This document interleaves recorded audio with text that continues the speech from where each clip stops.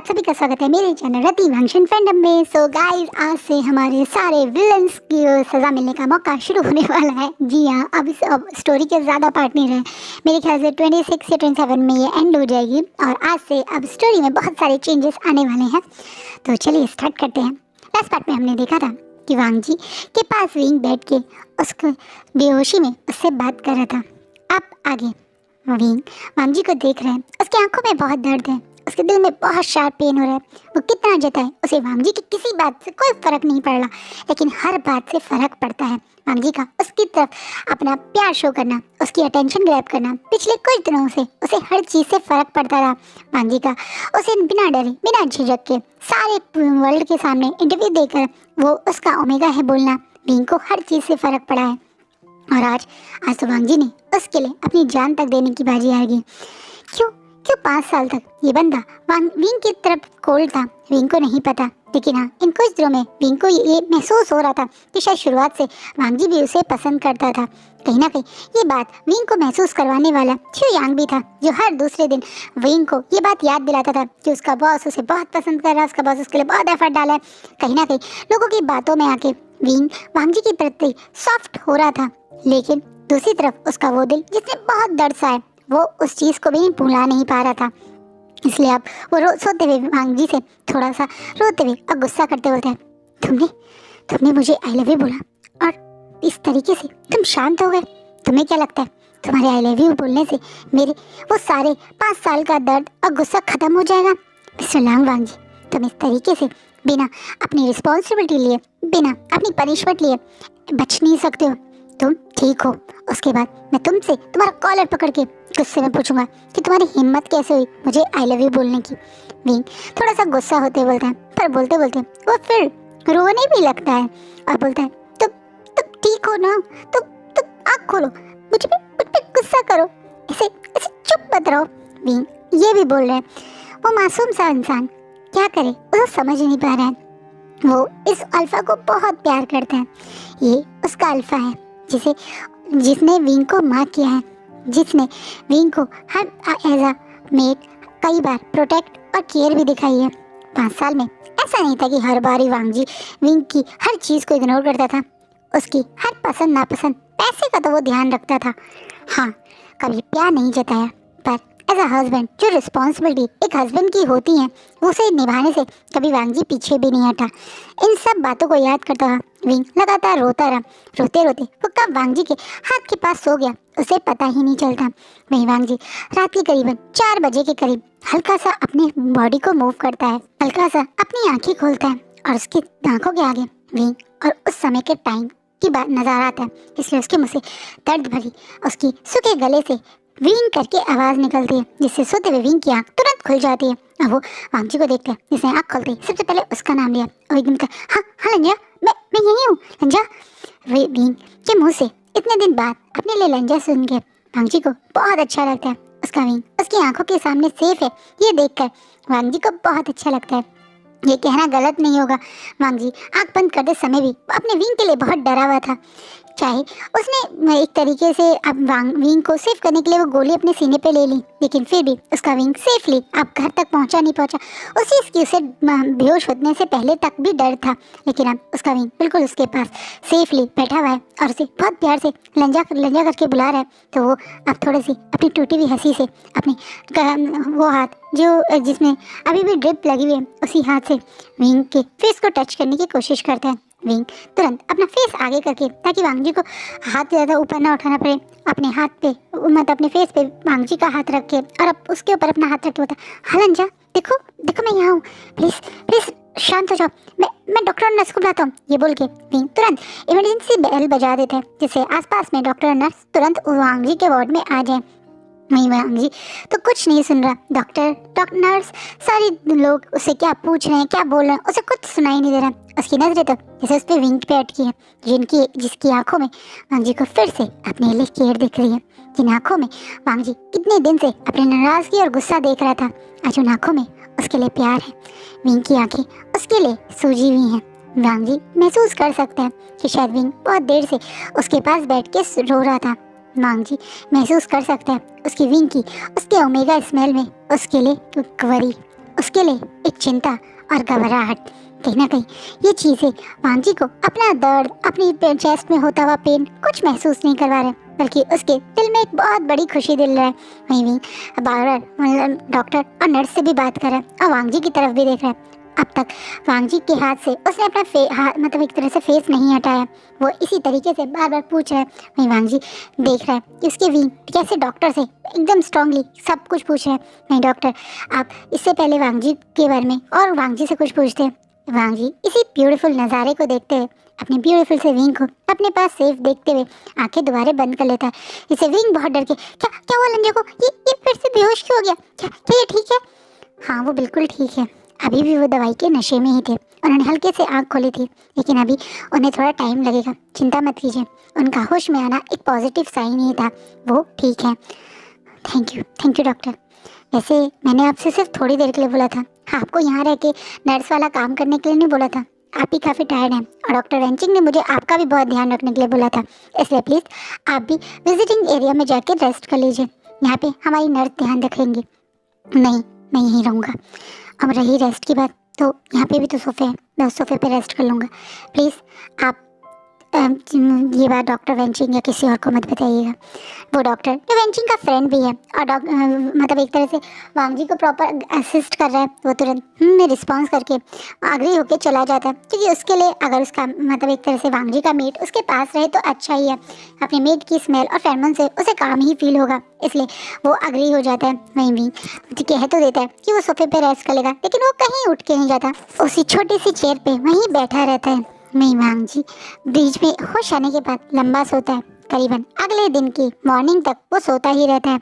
Morning में शिचैन जो रात भर कैसे घर पे रुके हुए थे बस वही जानते हैं, तुरंत ड्राइवर के साथ ब्रेकफास्ट लेके अंकल और विंग से मिलने आ जाते हैं।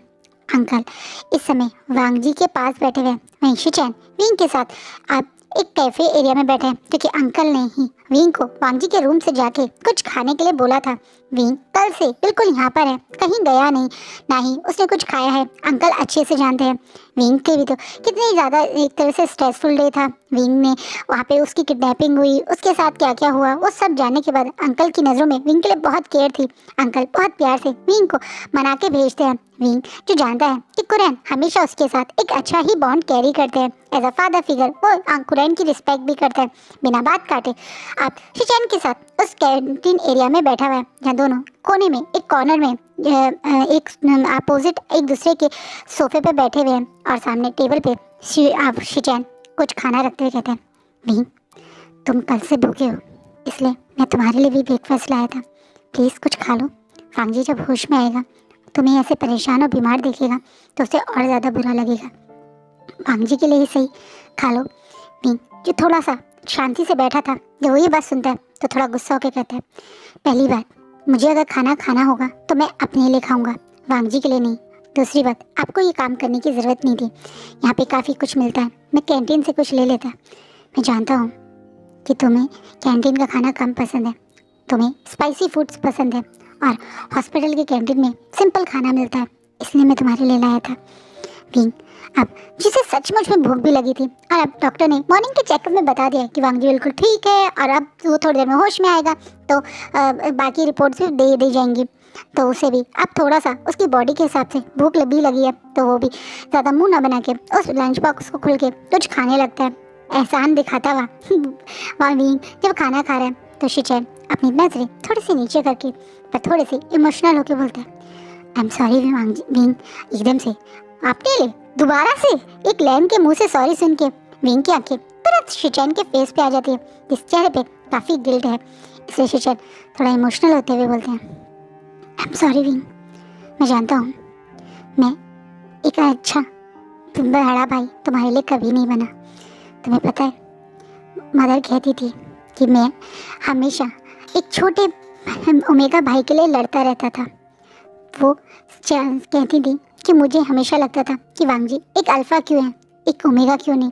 तो वो मुझसे हंस के पता है क्या कहती थी कि जब वांग जी का ओमेगा आएगा तो तुम उसे अपना छोटा भाई मान लेना, उसे अपने ओमेगा भाई की तरह प्यार करना। लेकिन जब वांग जी का वो ओमेगा आया तो मैंने क्या किया, मैंने उसके साथ बहुत गलत व्यवहार किया, उसे नीचा दिखाया, उसे हर्ट किया। उसे अपने भाई से ही दूर करने की कोशिश करी। I am sorry wing, I am really sorry. अचानक से शिचैन जब ये बात बोलते हैं तो विंग अब कुछ बोल नहीं पाता। उसे भी बहुत बुरा लगता था जब शिचैन उसके साथ बहुत कोल्डली बिहेव करते थे। उसे भी बुरा लगता था जब शिचैन उसके सामने ये जताते थे कि विंग से ज़्यादा अच्छी और उनकी सिस्टर इन लॉ निशोय है। इस पर वो कुछ नहीं बोलता था, वो चुप रहता था जैसे वो आज भी है। विंग का आज भी चुप रहना कि विंग के नेचर को शो कर रहा है कि वो कितना भी गुस्सा हो पर वो कभी भी किसी बड़े की डिसरिस्पेक्ट नहीं करता। इन बातों को याद करते हुए अब शिचैन को अचानक से पुरानी बातें याद आती हैं। निशोय विंग की एज की है, विंग से 1 साल ही बड़ी तो है, लेकिन शिचैन पे चीखना चिल्लाना गुस्सा करना बिना बात के एहसान दिखाना नहीं भूलती। विंग ने कभी ऐसा नहीं किया। शिचैन ने उसके साथ 10 बार गलत किया होगा पर विंग ने कभी अपनी आवाज़ भी तेज़ नहीं की, कभी उन्हें गुस्सा नहीं किया। एक बार ऐसा किया था जब वो उनके घर में, तो अभी कुछ दिनों पहले हुई के साथ जब वो लोग घर आए थे, वरना उससे पहले तक विंग बहुत डिसरिस्पेक्ट से ही शिचैन और सबसे बात करता था। इसलिए आज उन्हें अपनी गलती पे और ज़्यादा पछतावा हो रहा है। वो तुरंत अब विंग के सामने से उठ के विंग के बिल्कुल साइड में आके बैठ जाते हैं और विंग के हाथ को पकड़ लेते हैं, जिससे विंग अब इमोशनल होके उनकी तरफ देखने लगते हैं। अब वो बहुत प्यार से विंग के हाथ को अपने टमी पे रखते हैं, इसे विंग इमोशनल होके पहले अपने हाथ और शिचैन की तरफ देखने लगते हैं। तुम्हें पता है इसके अंदर एक छोटा सा बेबी है। जब मुझे इसका शायद मेरी लाइफ में आने का एहसास हुआ तब मैंने सबसे पहले पता है क्या सोचा, ये बिल्कुल तुम्हारी तरह हो। कितनी अजीब बात है ना, मैं जो तुमसे इतनी नफरत करता था, तुम पे इतना गुस्सा करता था, हमेशा तुम्हें डिसरिस्पेक्ट करता था, उसके दिमाग में उसका बच्चा तुम्हारी तरह हो। भले शब्द आए, पता है क्यों? क्योंकि कहीं ना कहीं मैं देख कर भी ये बात मानना नहीं चाहता था कि तुम दुनिया के सबसे स्वीट ओमेगा हो, तुम बहुत प्यारे हो, तुम इतने मासूम और इतने खूबसूरत थे। पर मैंने तुम्हारी हर अच्छाई को इग्नोर करके सिर्फ तुम में कमियां ही ढूंढी। शायद उसी के कारण मुझे अब तुमसे नज़र मिलाने में बहुत शर्म आ रही है। विंग, मैंने हमेशा तुम्हारे साथ बहुत गलत किया है। मैंने सिर्फ तुम्हारे साथ ही नहीं, अपने भाई के साथ भी बहुत गलत किया है। तुम्हें पता है वांग जी कभी भी निशोई को स्पेशल फील नहीं करवाना चाहता था। उसकी नज़रों में निशोई की कोई वैल्यू नहीं थी। पर मैं जानबूझ के तुम्हारे और वांग जी के बीच में मिसअंडरस्टैंडिंग क्रिएट करने के लिए तुम्हारे सामने ऐसा जताता था कि वो तुमसे ज़्यादा निशोई को वैल्यू करता है। मैं वांग जी को इमोशनल ब्लैकमेल कर करके निशोई के साथ बड़े बड़े फंक्शंस में भेजा करता था। मैं वांग जी को जानबूझ के निशोई के साथ रेड कार्पेट पे भेजता था, ये जानते हुए भी कि ये न्यूज़ जब तुम्हें पहुंचेगी तो तुम्हें हर्ट होगा। मैं उस समय पागल हो गया था, अपनी घमंड में, अपनी अकड़ में, अपने गुस्से में तुम्हें हर्ट करने के पीछे पड़ गया था। पर आज मेरी हालत देखो। जो दर्द मैं कभी तुम्हें देखते हुए खुश होता था, आज उससे ज़्यादा दर्द भगवान ने मुझे दिया। आज मुझे हर पल हर सेकंड तुम्हारे साथ करी हुई मेरी नाइंसाफ़ी के लिए पछतावा फील होता है। मैं जानता हूँ तुम मुझे शायद माफ़ कर दोगे क्योंकि तुम्हारा दिल बहुत बड़ा है, लेकिन मैं अपनी आप खुद को माफ़ नहीं कर पा रहा हूँ। मुझे ऐसा लग रहा है कि तुम्हें और वांग जी को दूर करके तुम दोनों के बीच में जानबूझ के ये दर्द ला के मैंने अपनी ज़िंदगी में नर्क बना दिया। मैंने इतना गलत किया कि भगवान ने मुझे ये पनिशमेंट दी। विंग, मैं जानता हूँ मैं इस लायक तो नहीं हूँ, पर फिर भी मैं तुमसे हाथ जोड़ के माफ़ी मांगते हुए बोलना चाहता हूँ। मेरा भाई इनोसेंट था, उसकी कोई गलती नहीं थी। उसने कभी भी निशोई को तुम्हारी जगह नहीं दी थी। वो हमेशा तुम्हें ही सबसे ज़्यादा इम्पोर्टेंट देता था। वो जताता ज़रूर था कि तुम उसकी लाइफ में इम्पोर्टेंट नहीं हो, लेकिन मैं भी ये बात पहले दिन से जानता था कि वो तुम्हारी तरफ अट्रैक्टिव है। वो तुम्हें हर एक को प्यार और बहुत ज़्यादा तुम्हारे लिए सोचता है। यही कारण था कि मैं जानबूझ के अपनी दिमाग में या अपने भाई की आंखों में जो तुम्हारे लिए प्यार है उसे एक्सेप्ट ना करके उसे और ज़्यादा निशोई के पास लाना चाहता था, क्योंकि मुझे लगता था इस तरीके से शायद तुम वांग जी को छोड़ दो और मैं वांग जी को निशोई को दे दूँ। मुझे माफ़ कर दो, मुझे माफ़ कर दो। मैं अपने स्वार्थ में तुम्हारे साथ ये गलत कर रहा था। मैं निशोई को खुशी देने के चक्कर में अपने भाई की खुशी ही उससे छीन रहा था। जिस लड़की ने कभी भी मेरी कदर नहीं करी, उस लड़की को खुश करने के चक्कर में तुम जैसे मासूम को पनिश कर रहा था, जिसने हमेशा मुझे प्यार और कदर करी। मैं जो निशोई मेरे साथ कर रही थी वही तो तुम्हारे साथ कर रहा था। As a brother in law मैंने भी तुम्हारी लाइफ में सिर्फ प्रॉब्लम ही क्रिएट करी, जैसे as a sister in law उसने मेरे साथ करी थी। कितनी अजीब बात है ना। मुझे तो तुम्हारा दर्द तुमसे पहले समझना चाहिए था। मुझे तो तुम्हें जो दर्द फील होता है वो दर्द खुद फील होता था, फिर भी मैं तुम्हें वो दर्द दे रहा था। मुझे माफ़ कर दो विंग, प्लीज़ मुझे माफ़ कर दो। शिचैन इतना इमोशनल हो जाते हैं कि वो बहुत ज़्यादा ज़ोर से रोने लगते हैं, बार बार मुझे माफ़ कर दो, मुझे माफ़ कर दो करने लगते हैं। उनकी लगातार आंसू बहना और उनके ये अनस्टेबल हार्मोन्स और इमोशंस के कारण उन्हें अचानक से हल्की हल्की सांसें भी तेज़ होने लगती हैं, जिसे देखकर विंग एकदम से घबरा जाता है। अभी अभी तो उसे पता चला है कि शिचैन प्रेग्नेंट है और अचानक से वो इतने ज़्यादा इमोशनल हो रहे हैं, रो रहे हैं उसके सामने, इसलिए वो एकदम से आप शांत हो जाइए, प्लीज़ प्लीज़ शांत हो जाइए।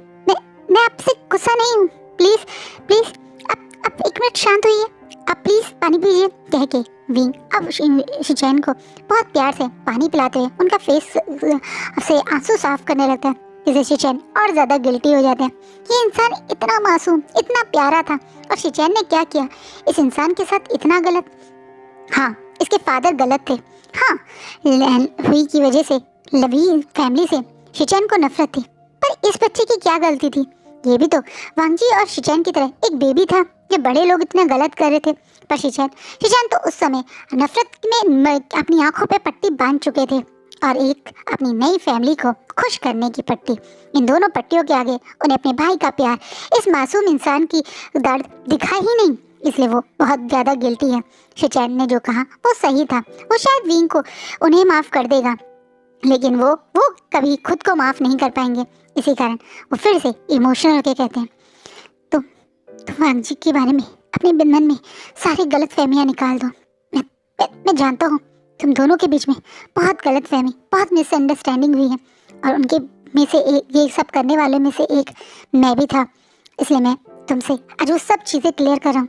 तुम्हारे घर पे वो गिफ्ट्स लाना और फिर उन्हें जानबूझ के ड्राइवर से पिक करके ले जाना, ये सब काम मैं ही करता था। मैं ही खुद वांगजी के नाम से निशोई के लिए गिफ्ट ऑर्डर करके तुम्हारे घर डिलीवर करवाता था और बाद में फिर वांगजी के ही ड्राइवर से उन्हें पिक करवा लेता था। मैं देख के तुम्हें जताना चाहता था कि वो सारे गिफ्ट वांगजी निशोई के लिए ले रहा है, पर असलियत में उनमें से एक भी गिफ्ट कभी वांगजी ने निशोई के लिए नहीं लिया। वो हमेशा मैं ही लेता था। वांगजी ने कभी निशोई के लिए कुछ स्पेशल नहीं करा, वो हमेशा मैं ही करता था। वो वांगजी का बार बार निशोई की प्रेस कॉन्फ्रेंस या एक तरीके से रेड कार्पेट पे जाना, अवार्ड शो में इसके साथ जाना, ये सब मैं ही वांगजी से करता था। मैं जानबूझ के उसे बहुत इमोशनल ब्लैकमेल करता था। मेरी शादी बचाने की उसे एक तरीके से ब्लैकमेल करके मैंने ही उसे निशोई के करीब लाने की कोशिश भी की, पर मेरे भाई ने कभी भी तुम्हारी जगह निशोई को नहीं दी। मेरे भाई ने आज तक कभी निशोई का हाथ भी पकड़ा नहीं होगा, इसलिए मैं तुम्हें बता सकता हूँ वो सिर्फ तुम्हारे लिए ही बना है, वो सिर्फ तुम्हारा अल्फा है। प्लीज़ तुम उसे और निशोई को लेके कोई गलत बात मत सोचो। प्लीज़ मेरे भाई को समझो, उसके प्यार को समझो, जो वो सिर्फ तुम्हें कर रहा है। कहीं ना कहीं शिचैन जो उन्होंने अपनी तरफ से गलती करी है उन चीज़ों को मान रहा है, जो कि सही भी है। कहीं ना कहीं विंग के दिल में वांगजी के लिए जो नफरत, डर, गुस्सा और वांगजी उसे प्यार नहीं करता वाली बात डाली है, उसके पीछे शिचैन ही विंग के सामने ऐसा जताते थे कि विंग की से ज़्यादा निशोई के लिए वांगजी केयर करता है, जो विंग को एक तरह से यकीन भी दिला चुके थे। लेकिन असलियत अब शिचैन बता रहे हैं, जिसके बाद विंग थोड़ा शॉक और थोड़ा सा अपसेट भी है, क्योंकि कहीं ना कहीं वो तो यही सोच रहा था कि वांगजी उसे धोखा दे रहा है, निशोई को अपना ओमेगा मनाना चाहता था। उन बातों को सोच के अभी थोड़ा सा शिचैन से दूर होके खड़ा होता हुआ शिचैन की तरफ ना, मतलब एक तरफ से देखते हुए बोलता है, आप प्रेग्नेंट है, उसके लिए कंग्रेचुलेशन, आप घर जाके रेस्ट कर लीजिए। मैं और अंकल वांगजी का ध्यान रख सकते हैं, and thank you for your breakfast. भी इससे ज़्यादा शिचैन से कुछ नहीं बोलता। वो शिचैन पे गुस्सा या शिचैन को माफ़ कर दिया ऐसा भी नहीं बोलता, क्योंकि वो क्यों बोले, कहीं ना कहीं शिचैन को वो इतनी इम्पोर्टेंस देना नहीं चाहता जो शिचैन महसूस भी कर रहे हैं। उन्होंने इस मासूम से इंसान को इतनी चोट पहुंचाई है, तो एकदम से इस इंसान का मतलब शिजान को माफ़ करना आसान नहीं होगा। विंग को जितना समय लेना है, जितना एक तरह से शिचैन पे गुस्सा करना है, वो सब के लिए अब रेडी है, क्योंकि वो जानते हैं उनकी गलती जो मतलब उन्होंने करी है उसके सामने विंग का गुस्सा, विंग की नाराज़गी सब जायज़ है। इसलिए वो भी चुपचाप से उन सारे कंटेनर्स को पैक करके ड्राइवर के साथ घर ही निकल जाते हैं। वहीं दूसरी तरफ विंग आप रोते हुए, थोड़ा सा परेशान होते हुए अब एक कॉरिडोर के में जाके बैठ गया है। ये स्टेयर्स की जो एक फायर एग्जिट होती है ना, उसके पास का एक कॉरिडोर है जो जल्दी से लोग आते जाते नहीं, इसलिए वो यहाँ बिल्कुल अकेले बैठा हुआ है और अपनी सोच में गुम है। वो यहाँ अकेले इसीलिए बैठा है क्योंकि थोड़े टाइम वो अकेले में अपनी सोच, अपने आप से मतलब एक तरह से अपने आप में कुछ सोचना चाहता है। उसके दिमाग में सबसे पहले तो शिचैन की बातें चल रही हैं। अब तक वो यही सोचता था कि वांग जी उसके साथ सिर्फ इसीलिए शादी में क्योंकि उसे कोई कॉन्ट्रैक्चुअल मैरिज करी थी। उन दोनों की शादी सिर्फ एक कॉर्पोरेट समझौता की शादी है, लेकिन अब उसे पता चलता है कि वांग जी उसे लाइक करता है। उसे लगता था शादी से पहले शायद वांग जी निशोई को पसंद करता था और ज़बरदस्ती उसके साथ है, वरना उसका प्यार तो निशोई है। लेकिन अब उसे पता चला है कि निशोई तो कभी भी वांग जी के लिए इम्पोर्टेंट थी ही नहीं, वो तो शिचैन थे जो जानबूझ के विंग के सामने ऐसा जताते थे। सच जानने के बाद विंग को अब वो बातें जो शायद उसे पहले उसकी आंखों के सामने होती थी लेकिन वो उसे इग्नोर कर देता था, अब वो बातें भी याद आ रही हैं। जैसे वांग जी कभी भी अपनी रट किसी और ओमेगा के साथ नहीं स्पेंड करता था। वांग जी और विंग की शादी एक लवलेस मैरिज तो थी और विंग की हीट पे तो वांग जी एज अल्फा मदद करता था, लेकिन एज अल्फा अपनी रट में तो वो किसी भी ओमेगा को सेलेक्ट कर सकता था। वो तो कभी एक मार्क्ड अल्फा नहीं था कि बट उसके बावजूद वो फिर भी सिर्फ विंग के साथ ही अपनी रट स्पेंड करता था। निशोई के साथ भी कर सकता था लेकिन कभी नहीं करी। इसका मतलब उसने कभी भी विंग के अलावा किसी ओमेगा को खुद को टच या किसी ओमेगा को खुद टच नहीं करा। ये बातें अब विंग को याद आ रही हैं और वो और ज़्यादा अपनी ही सोच में गुम होता जा रहा है। 5 साल तक वांग जी ने कभी उसे आई लव यू नहीं बोला, लेकिन कल वांग जी ने उसे आई लव यू बोला। ये बात भी उसके दिमाग में घूम रही है। बहुत सी चीज़ें हैं जिसके दिमाग में है लेकिन सोल्यूशन उसे नहीं मिल रहा। उसका एक दिल तो कह रहा है अभी दौड़ के जाओ, वांग जी को के पास रहो। वांग जी जिस प्यार के लिए वो 5 साल से तड़प रहा था, उस प्यार के वांग जी के साथ स्पेंड करो, अपने अल्फा के साथ अपनी एक हैप्पी लाइफ बिताओ, हैप्पी मैरिज जो वांग जी उसे प्रॉमिस कर रहा है, जो पिछले कई महीनों से हर दिन वांग जी उसे कहता है कि वो विंग के साथ टाइम स्पेंड करना चाहता है, जो शो करता है। ये सब बातें विंग के दिमाग में। वहीं विंग का दूसरा दिल या दूसरा वो दिमाग जिसने बहुत दर्द सहा है, वो 5 साल जिसमें उसने लोनलीनेस फील की है अपने ही अल्फा के साथ रह के, जैसे उसका अल्फा प्यार नहीं करता, ये फीलिंग उसके दिल में आई है। उन फीलिंग्स को वो कैसे इग्नोर करे। वो बातें भी उसके दिमाग में जो वो कह रही है कि हो सकता है ये भी एक छलावा हो, ये भी एक धोखा हो, कुछ समय में ये चीज़ भी हट जाए और फिर से तो उसी जगह आ जाए। हिम्मत करके इससे बाहर निकलने की कोशिश करी है तो अब इस पर टिका रहे, दिमाग ये भी कह रहा है, पर क्या करे बेचारा विंग खुद नहीं समझ पा रहा है। विंग अपनी ही सोच में गुम था जब अचानक से उसके कंधे पे उसे एक हाथ महसूस होता है। विंग एकदम से नज़र ऊपर करता है तो सामने मैडम यू थी। विंग जो सचमुच में अभी बहुत परेशान था, उसके मन में चल रही इस उथल पुथल के लिए वो किसी अपने को से बात करना चाहता था, किसी अपने का सहारा चाहता था। उस सहारे को देने मैडम यू उसके पास आज भी खड़ी हैं, जो बहुत प्यार से विंग के बिल्कुल पास में बैठती हैं और विंग को बिल्कुल सीने से लगा देती है। वो विंग को मौका भी नहीं देती कि विंग उनसे कुछ कहे और बहुत प्यार से विंग की कमर को सहलाने लगती हैं और बहुत प्यार से बोलती हैं, मैं जानती थी मेरा आई कहीं कोने में परेशान बैठा होगा, इसलिए मदर उसे ढूंढने आ गई। हाँ मदर, मैं सचमुच में बहुत दुखी था। मुझे आप ही की याद आ रही थी। मैं बहुत परेशान हूँ मदर, मुझे कुछ समझ नहीं आ रहा। मैं क्या करूँ? मैं किस तरफ जाऊँ? कौन सा रास्ता मेरे लिए सही है? विंग परेशान होते हुए बोलता है तो मैडम यू विंग को हल्के से अपने से दूर करती है, बहुत प्यार से उसके फेस को अपने दोनों हाथों से पकड़ के अपने थंब से उसका फेस रब करते हुए कहती है, तो मदर है ना तुम्हारी इस मदद के लिए, अपने आइन को संभालने के लिए जो भी रास्ता मेरा आइन चुनेगा उसकी मदर उसके साथ रहेगी। पर मैं कौन सा रास्ता चुनूं? मुझे तो कुछ समझ ही नहीं आ रहा है। आप खुद देखिए मदर, मेरी हालत क्या हो गई है। एक तरफ मुझे ऐसा लग रहा है जैसे मैं पास खुशी का भंडार खड़ा हुआ है, मेरी खुशियाँ मेरी आंखों के सामने खड़ी है, लेकिन मैं हिम्मत ही नहीं कर पा रहा हूँ कि मैं उस खुशी को जाके छू सकूँ। वहीं दूसरी तरफ मेरा दिल जो पूरा पत्थर का बनता जा रहा है, उसमें ऐसा लग रहा है कि नई इमोशन ला के कहीं फिर से मैं उसे हर्ट ना कर दूँ। मैं बहुत ज़्यादा परेशान हूँ मदर। मुझे ऐसा लग रहा है कि मुझे मौका दे रहा है मेरी किस्मत इस लवलेस मैरिज से बाहर जाने का, लेकिन मैं निकल नहीं पा रहा हूँ। मैं अपनी मदर जैसी हालत नहीं चाहता खुद की। मैं वो अपने फाइनल डेस्टिनेशन नहीं चाहता जो चांसा मदर के साथ हुआ था। कहीं ना कहीं विंग अपनी बात मैडम यू से क्लियर करते हुए बोलता है। मैडम यू जानती थी कि विंग के अंदर कहीं ना कहीं सबसे बड़ी परेशानी यही है, अपनी मदर और फादर की उस शादी के बाद वो डर गया है एक लवलेस मैरिज से, इसलिए वो बहुत प्यार से विंग के अपनी तरफ देखने हुए और उसकी आंखों में आंखें डाल के बोलती है, मेरी आंख के साथ वो नहीं होगा जो मेरी सिस्टर के साथ हुआ था। विंग, मैं जानती हूँ मैंने ही तुम्हें तुम्हारे फादर और मदर की शादी का सच बताया था, लेकिन एक सच और मैं तुम्हें बताना चाहती हूँ। तुम्हारा अल्फा बिल्कुल भी मेरी सिस्टर के अल्फा जैसा नहीं है। मेरी सिस्टर की एंडिंग इतनी बुरी इसलिए हुई क्योंकि उसके अल्फा को उसके होने ना होने का एहसास बहुत देर बाद हुआ, लेकिन तुम्हारा अल्फा तुमसे प्यार करता है।